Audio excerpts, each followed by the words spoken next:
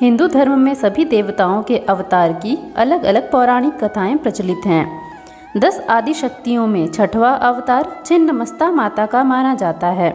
छिन्नमस्ता माता को माँ पार्वती का स्वरूप माना जाता है, जो कि काफ़ी उग्र रूप में रहती हैं। छिन्नमस्ता माता के एक हाथ में स्वयं का ही कटा हुआ सिर रखा होता है।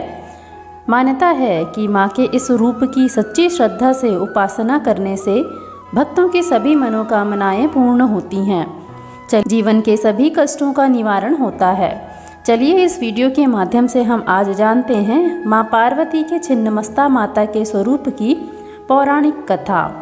पौराणिक मान्यताओं के अनुसार एक बार माँ पार्वती अपनी 2 सहेलियों के साथ भ्रमण पर निकली। इस दौरान माता पार्वती की रास्ते में मंदाकिनी नदी में स्नान करने की इच्छा हुई। माँ पार्वती ने अपनी सहचारियों से भी स्नान करने को कहा, परंतु दोनों ने स्नान करने से इनकार कर दिया और कहा कि उनको भूख लग रही है। इस पर माता पार्वती ने उनको कुछ देर आराम करने को कहा और स्नान करने चली गईं। माँ काफ़ी देर तक स्नान करती रहीं। इसी बीच दोनों सहचरी कहती रहीं कि उनको भूख लग रही है, लेकिन माता ने दोनों की बात को अनसुना कर दिया।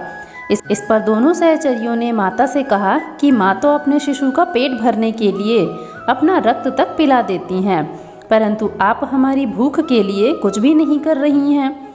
यह बात सुनकर माँ पार्वती को क्रोध आ जाता है और नदी से बाहर आकर खड्ग का आह्वान करके अपना ही सिर वह काट देती हैं, जिससे उनके धड़ की रक्त की 3 धाराएं निकलती हैं। 2 धाराएं दोनों सहचरियों के मुंह में गिरती हैं, तीसरी धारा माँ के स्वयं के मुख में गिरती है।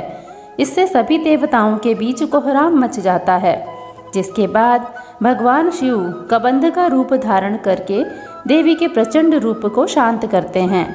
तब से माँ पार्वती के इस रूप को छिन्नमस्ता माता कहा जाने लगा।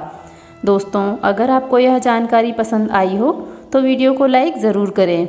ऐसी ही अन्य धार्मिक जानकारियों के लिए जुड़े रहें भारतीय संस्कृति से।